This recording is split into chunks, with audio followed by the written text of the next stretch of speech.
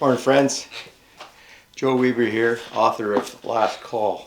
I wanted to just pop into your lives today with a cup of tea and maybe read a little excerpt from my book.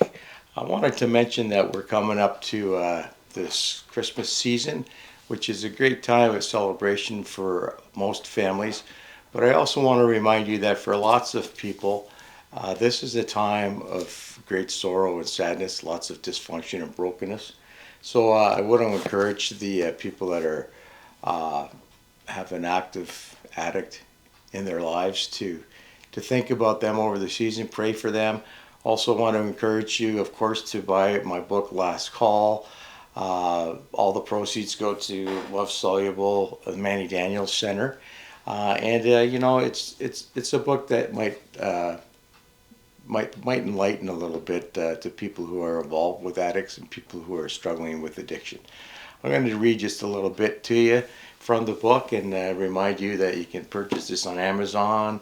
On my website is freedindeed.com, and at any place where they sell books or where they buy books.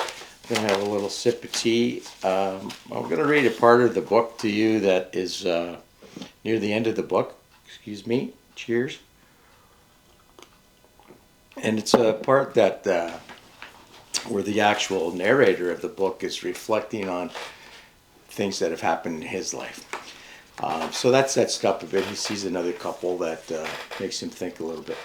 The book is called Last Call. It's a tale of redemption. They were in love deeply, thought Joe, and remembered what that was like. He remembered the moments in his life he had shared with his wife, similar to these two people he watched from a distance, folded into each other in an unshakable bond. He remembered the night at the hospital when his wife's mother had died, how Teresa had sat beside him in silence for hours.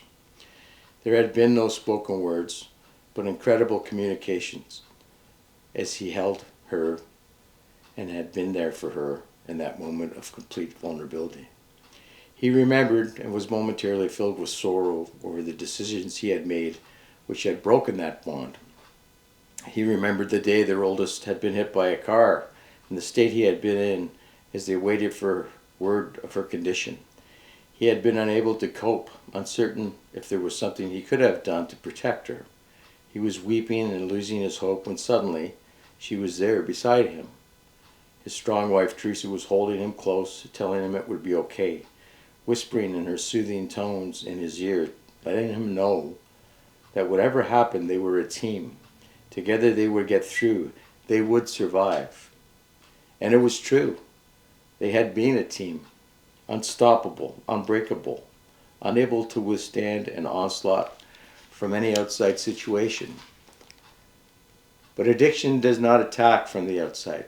Addiction moves in with you, a little at a time, and slowly takes residence in your soul. It sleeps in between you and your wife each night. It goes along to the Little League game with you and your kids. It sits at the table with your family for every meal, slipping outside words into private conversation. Eventually and unapologetically, it dominates every discussion, every activity, every moment of your life. And then it takes everything away. Every intimate moment, every cherished memory, every aspect of life and love that gave you joy. And like a coward, you just let it happen. You know, there's a lot of broken people in the world that are struggling with addiction. There's a lot of broken families in the world that don't know how to deal with a family member in addiction. And I would encourage you now, if any of those things are true to you, to call out to a program, call out to a pastor or a chaplain, anyone you trust that you can speak to, and pray for the addict in your life. And if you're the addict in their lives and you want to get the family back that you let slip away, start praying. It's never too late. I don't believe there's anyone on this earth that can't find peace, joy, and sobriety through a 12-step program by the grace of God. So just this Christmas season, remember when stuff happens in your life, these addicts, they're out of control. They don't have the wherewithal to think beyond the drug or the drink. It doesn't mean they don't love you. It means they can't find their way back to you. So keep them in prayer. If it's on your heart to buy Last Call for a Christmas gift, please do at the places I mentioned before. And always remember, when the sun sets you free, you will be free indeed. God bless you in this Christmas season.